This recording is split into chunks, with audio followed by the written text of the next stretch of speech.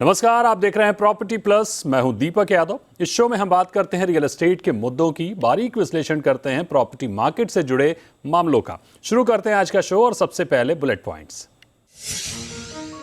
Affordable housing में इस साल जनवरी से जून के बीच 20% घटी मांग। इस दौरान बिके 46,650 घर। 2022 में इस दौरान बिके थे 57,000 घर। एमएमआर, पुणे और एनसीआर में बिके सबसे अधिक अफोर्डेबल घर। एनसीएलटी ने लवासा हिल स्टेशन के लिए डार्विन प्लेटफॉर्म इंफ्रास्ट्रक्चर के रेजोल्यूशन प्लान को दी मंजूरी। 25 पेज के आदेश में ट्रिब्यूनल ने 1,814 करोड़ रुपए के निवेश की समाधान योजना को दी मंजूरी। अगस्त 2018 में शुरू हुई थी दिवालिया प्रक्रिया। हरियाणा में महंगे हुए अफोर्डेबल घर, डेवलपर्स ने नई कीमतों का किया स्वागत। डेवलपर और एक्सपर्ट के साथ चर्चा, नए लॉन्च में बढ़ोतरी का अनुमान। लिस्टेड रियल्टी डेवलपर्स सुधार रहे अपनी बुक्स। बीते कुछ साल में बदली रणनीति, रियल्टी कंपनियों का कर्ज कम करने पर दिखा फोकस। 2019 में 10.28% के मुकाबले 2022 में घटकर 8.98 हुआ कर्ज। एक्सपर्ट के साथ चर्चा। बुलेट पॉइंट्स के बाद अब बात रियल ट्रेंड्स की। हरियाणा में अब निम्न आय वर्ग के मकानों की कीमत बढ़ जाएगी। दरअसल हरियाणा सरकार ने अफोर्डेबल हाउसिंग स्कीम में बदलाव किए हैं, जिसकी वजह से एजीएच यानी अफोर्डेबल ग्रुप हाउसिंग के घर करीब 20% महंगे हो जाएंगे। नए नियम के मुताबिक हाइपर एवं हाई पोटेंशियल जोन यानी गुरुग्राम, फरीदाबाद, पंचकुला के लिए निर्धारित दरों से कारपेट एरिया पर 800 रुपए का इजाफा किया गया है। अलग अलग शहरों के मुताबिक बढ़ोतरी में अंतर होगा। दरअसल समझने वाली बात यह है कि इन घरों की कम कीमत की वजह से इसके निर्माण में मार्जिन बेहद कम था, लिहाजा डेवलपर्स इसमें दिलचस्पी नहीं दिखाते थे। लगातार कीमतें बढ़ाने की मांग डेवलपर्स कर रहे थे। इस पूरे मामले को समझते हैं। इस बढ़ोतरी का अफोर्डेबल हाउसिंग की बिक्री और बिल्डरों की दिलचस्पी पर क्या असर पड़ सकता है। हमारे साथ दो खास मेहमान हैं। हमारे साथ हैं Pradeep Agarwal, chairman signature global, और हमारे साथ हैं प्रदीप मिश्रा, फाउंडर होमेंट्स। तो बहुत स्वागत करेंगे प्रदीप अग्रवाल जी और प्रदीप मिश्रा जी हमारे साथ जुड़ने के लिए। सबसे पहले प्रदीप अग्रवाल जी, आपके पास आएंगे। हरियाणा सरकार ने किफायती आवास योजना के मकानों की कीमतों में वृद्धि की है। इसका अफोर्डेबल घरों के मार्केट पर क्या असर पड़ेगा? पहली बात, डेवलपर्स का क्या फायदा है इसमें? इंसेंटिव और सब्सिडी क्या मिलती थी घर खरीदारों को, उसे भी स्पष्ट करिए। दीपक जी, आपका बहुत बहुत शुक्रिया इस प्रोग्राम पर बुलाने के लिए मुझे। हरियाणा सरकार ने जो अफोर्डेबल हाउसिंग के तहत जो घरों के जो रेट हैं उनको दोबारा से जो रिवाइज किया है, मुझे लगता है ये एक बहुत बहुत सराहनीय कदम है। उसका रीजन भी ये है कि अगर आप देखें पिछले एक साल में जो अफोर्डेबल घर हैं उनकी जो लॉन्चिंग है वो बहुत कम हुई है। ऑफ कोर्स जब ये प्राइस गवर्नमेंट ने बढ़ाया है तो इसके बाद जितने भी डेवलपर हैं दोबारा से उनको उम्मीद बनी है कि अब फिर से वो लैंड जाकर बाजार में एक्वायर कर सकते हैं। और आज जो मटेरियल्स के रेट हैं उनको अगर दोनों को फैक्टर इन करें तो उससे अब ये वायबल होगा। मुझे लगता है कि आने वाले एक साल में आपको काफी ज्यादा लॉन्चेस सराउंडिंग द गुरुग्राम और गुरुग्राम एरिया में नजर आने लगेंगे, जैसा कि पिछले 3-4 सालों में काफी ज्यादा लॉन्चेज आए और लोगों ने दिल भरकर अपने घर खरीदे जो काफी सालों से अपने घर की प्रतीक्षा कर रहे थे। इस योजना ने जो हरियाणा सरकार की रोल मॉडल पॉलिसी रही है अफोर्डेबल हाउसिंग की, उसके तहत लोगों का ये सपना पूरा हुआ है। आने वाले एक साल में एक बहुत बड़े नंबर्स के साथ हम आपको लॉन्च करते हुए दिखाई देंगे। बिल्कुल, यानी डेवलपर्स बुलिश हैं, जैसा कि प्रदीप अग्रवाल जी ने कहा। वो नए लॉन्च को लेकर काफी उत्साहित हैं। प्रदीप मिश्रा सर, आपसे समझना चाहेंगे कि ये पूरी योजना क्या है, इसमें सरकार का कितना योगदान है, बुनियादी तौर पर ये योजना किस कैटेगरी के लोगों के लिए है? देखिए Deepak ji, affordable housing policy 2013 के अंदर आई और अप्रोक्सीमेटली प्रोजेक्ट्स 2014 एंड से आने शुरू हो गए। अब इसके अंदर जो सबसे पहले क्राइटेरिया था अफोर्डेबल हाउसिंग के अंदर 225 की एफएआर की गई, जो रेगुलर ग्रुप हाउसिंग के अंदर 175 की एफएआर होती थी। इसके अंदर ग्राउंड फ्लोर कवरेज को 50% किया गया। कमर्शियल यूजेज, क्योंकि अफोर्डेबल हाउसिंग बनानी थी, उसकी कॉस्ट प्राइस को कम रखा गया, तो इसीलिए कमर्शियल पार्ट अलाउ किया गया कि आप इसके अंदर 4% कमर्शियल यूज कर सकते हैं। नेट प्लान्ड एरिया 15% रखा गया और ऑक्यूपेंसी 5% पर फ्लैट रखी गई। डेंसिटी 850 से 900 पर्सन पर एकड़ रखी गई। इसके जो प्राइस थे वो 4,000 रुपीज पर स्क्वायर फीट रखे गए गुड़गांव, फरीदाबाद, पंचकुला, पिंजौर और कालका में। और वहीं पर हाई और मीडियम पोटेंशियल जोन एरिया जो है वहां पर 3,600 रुपीज पर स्क्वायर फीट और लो पोटेंशियल टाउन्स के अंदर 3,000 रुपीज पर स्क्वायर फीट का रेट रखा गया। ये बेसिकली उन लोगों के लिए था जिनके पास एनसीआर में घर नहीं है, गवर्नमेंट अलॉटेड कोई भी ऐसे प्रोजेक्ट के अंदर जिनके पास प्रॉपर्टी नहीं है उनको ये ऑप्शन दिया गया। अब नवंबर 2021 में पहली बार इसके अंदर 200 रुपीज पर स्क्वायर फीट का इंक्रीज आया और उसके बाद अब सीधा 800 रुपीज पर स्क्वायर फीट का इंक्रीज आया।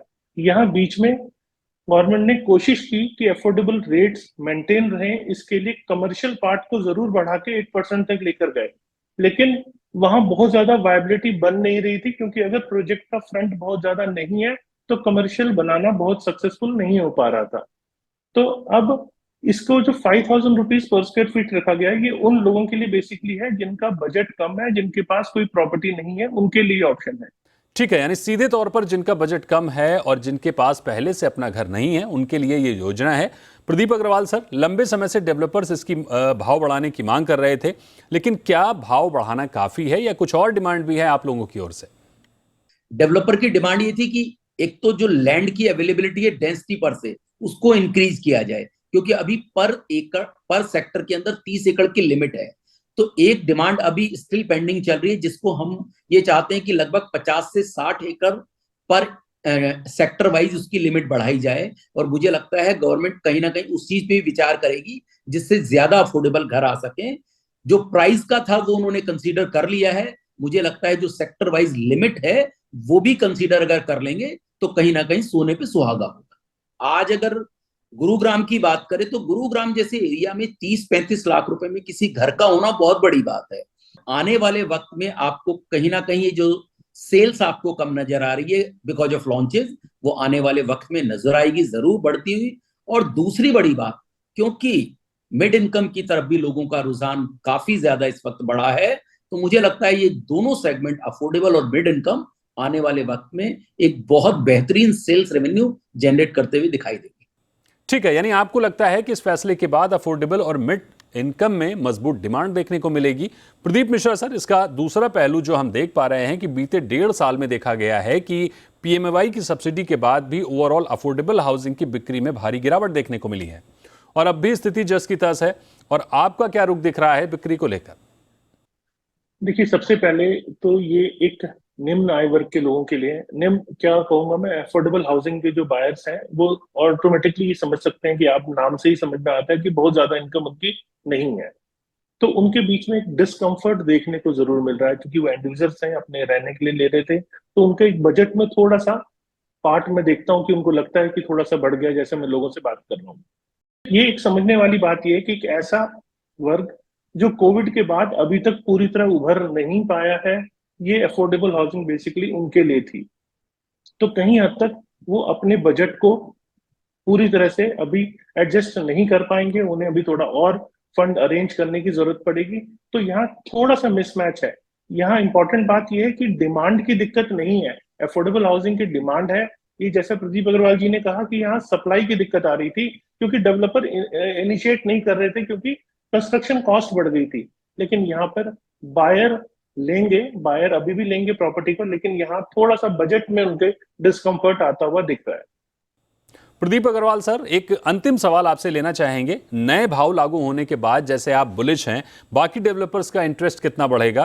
क्योंकि आप नरेटको से जुड़े हैं, तमाम डेवलपर संगठन आपसे जुड़े हुए हैं, तो नए लॉन्च को लेकर बाकी बिल्डर क्या सोच रहे हैं? बिल्कुल आपने ठीक कहा, जितने भी डेवलपर्स हैं इस चीज से बहुत ज्यादा उत्साहित हैं कि आने वाले, अभी तक जो एक बिजनेस प्रोपोजिशन नहीं बैठ पा रही थी अफोर्डेबल हाउसिंग में, वो अब एक बिजनेस का मैकेनिज्म बन सकता है।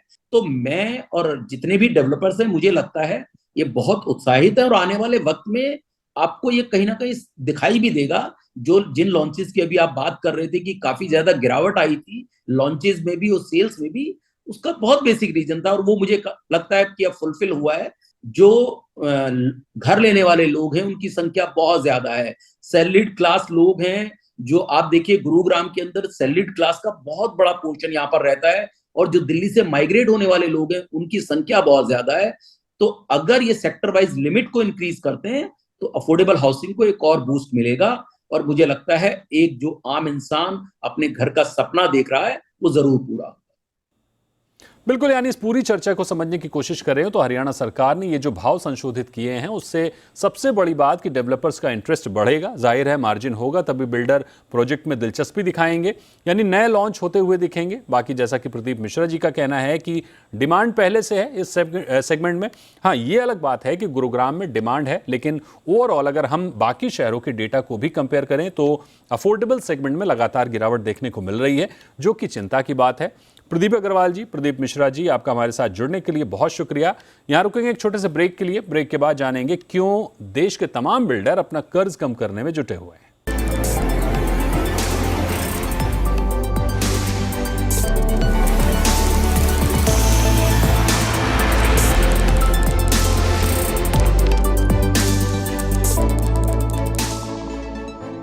Welcome back. आप देख रहे हैं प्रॉपर्टी प्लस और अब बढ़ते हैं अगले रियल ट्रेंड्स की ओर। देश के top listed real estate developers लगातार अपना कर्ज कम करने में जुटे हैं, अपनी बुक्स में सुधार कर रहे हैं। टॉप रियल्टी डेवलपर्स ने वित्त वर्ष 2023 में अपना कर्ज कम करके 8.98% कर लिया है, जो कि वित्त वर्ष 2019-20 में करीब 10.5% था। वित्त वर्ष 2020-21 में यह घटकर करीब 9% हुआ और 2021-22 में और घटकर 7.96% हुआ। तो दिलचस्प बात यह है कि एक और फंड क्राइसिस के चलते, लास्ट माइल फंडिंग के चलते लाखों घर अटके हुए हैं, तो दूसरी ओर यह तस्वीर है जहां ब्रांडेड डेवलपर्स अपना कर्ज कम करते हुए नजर आ रहे हैं। इसके पीछे की रणनीति क्या है? क्या बैंकों से महंगे कर्ज के मुकाबले इन्हें सस्ता फॉरेन फंड मिल रहा है, या फिर तेजी से बड़ी बिक्री ने यह माहौल बदलने का काम किया है? समझने की कोशिश करते हैं। हमारे साथ हैं आशीष कुकरेजा, सीईओ होम्सफाई। बहुत स्वागत करेंगे आशीष जी आपका हमारे साथ जुड़ने के लिए। आशीष जी, ये जो ट्रेंड देखने को मिला है कि लिस्टेड या फिर कहें ब्रांडेड डेवलपर्स का जो फोकस अपने कर्ज को लगातार कम करने की ओर दिख रहा है, इसकी बुनियादी वजह क्या देख रहे हैं आप? जब ये सब डेवलपर्स पिछली जो साइकिल थी उसमें जो चोट महसूस कर चुके हैं, उससे सीख कर इस पे काम किया जा रहा है। अगर मैं आपको एक सिलसिलेवार तरीके से समझाने की कोशिश करूं तो बहुत ही सिक्लिकल बिजनेस होता है रियल एस्टेट। जब चलता है तो बहुत अच्छे से तेजी से चलता है, और जब रुकता है, थमता है, तो परेशान बहुत करता है। तो मैं बहुत आसानी से इसको समझाने की कोशिश कर रहा हूं दर्शकों के लिए। और उस समय अच्छे बड़े डेवलपर्स जिनके पास बहुत बढ़िया जमीन भी रही, वो भी अब उनके नाम भी आपको सुनने को नहीं मिलते। तो जरूर वो एक बहुत पेनफुल फेज रहा।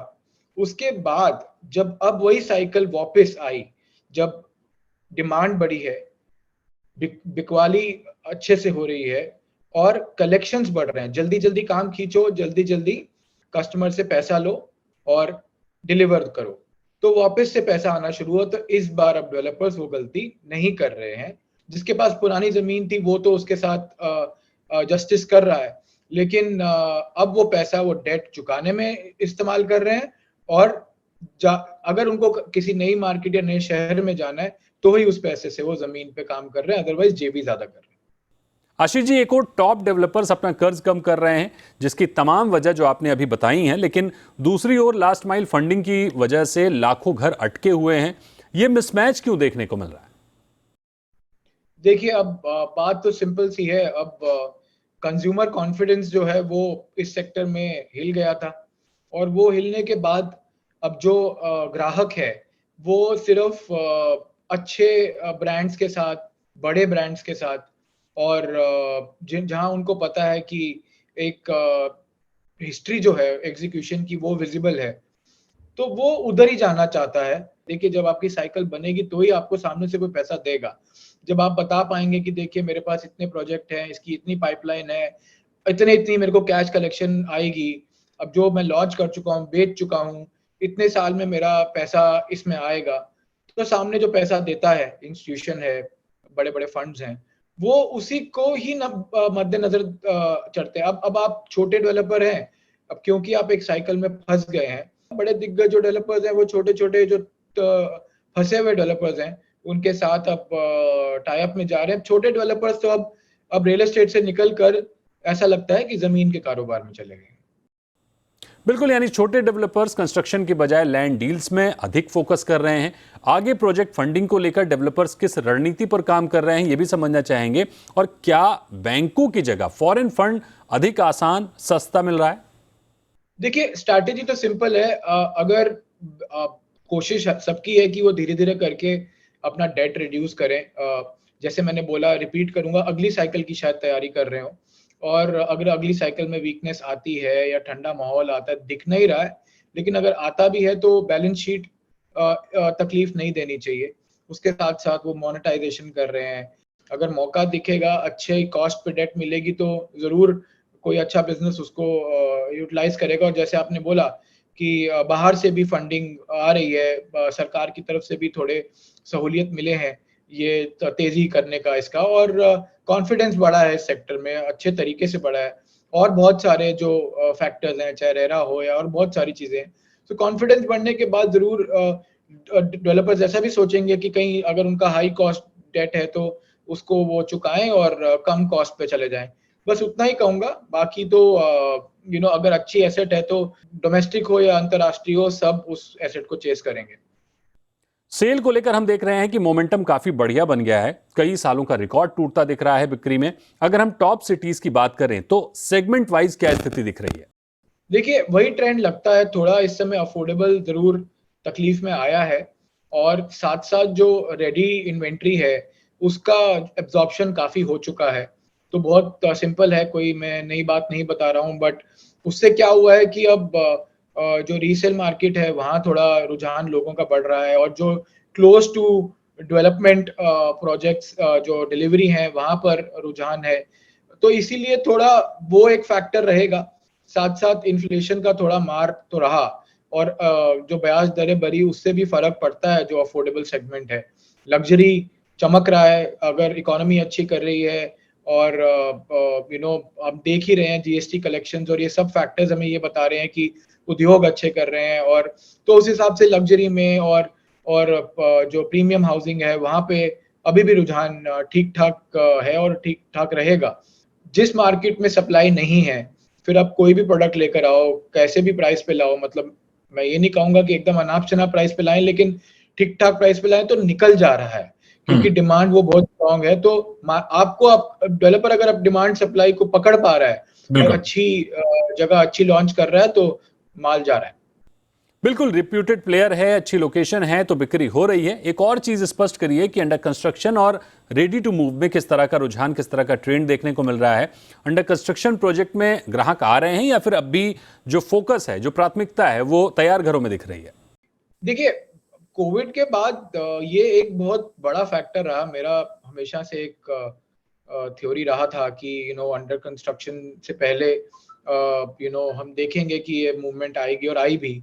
और अब जब ऑप्शन नहीं है तो जरूर अब अपग्रेड करना चाहते हैं, और अर्बनाइजेशन जो तेजी से है, तो उस हिसाब से जरूर बिक रहा है अंडर कंस्ट्रक्शन भी, और बिकेगा भी। और ऑप्शन नहीं है, अब क्या होता है कि आपका पेमेंट प्लान भी फिर आपको सूटेबल लगता है। अब आप अंडर कंस्ट्रक्शन जाते हो तो फिर आप थोड़ा अपग्रेड भी कर लेते हो, 2 से 3 पे चले जाते हो और अपना पिन कोड चेंज कर लेते हो, क्योंकि आपको फिर इजी पेमेंट प्लान मिल जाता है। तो आपको दिख रहा है कि आपका आगे विजिबिलिटी है ये पैसा चुकाने का। तो वैसे करके वो डिमांड भी स्ट्रक्चर है। तो आप जब देखेंगे कि लोग अभी भी अंडर कंस्ट्रक्शन देख रहे हैं तो सिर्फ और सिर्फ अपग्रेड कर रहे हैं, या फिर 2 से 3 से 4 BHK जा रहे हैं वैसे। बिल्कुल, यानी 100 की सीधी बात है कि ब्रांडेड डेवलपर्स की बुक सुधर रही है क्योंकि ग्राहकों का उन पर फोकस बढ़ा है, भरोसा बढ़ा है। इसी वजह से लिस्टेड डेवलपर्स अपने कर्ज घटाने की तैयारी कर रहे हैं। तो वहीं उनके पास आसान, सस्ते कर्ज के कई और विकल्प भी हैं जो उन्हें तेजी दे रहे हैं। लेकिन दूसरी तस्वीर यह भी है कि लास्ट माइल फंडिंग के चलते जो प्रोजेक्ट अटके हुए हैं उनको पूरा करने को लेकर कोई युद्ध स्तर की योजना नहीं दिख रही है। स्वामी फंड समेत कई लास्ट माइल फंड काम कर रहे हैं। केंद्र सरकार भी स्टक प्रोजेक्ट को लेकर हरकत में है, लेकिन रफ्तार बहुत सुस्त है। तो बहुत शुक्रिया करेंगे आपका आशीष जी हमारे साथ जुड़ने के लिए। बहुत बहुत धन्यवाद। और आज के शो में फिलहाल इतना ही। वक्त है एक ब्रेक का। आप बने रहिए जी बिजनेस के साथ।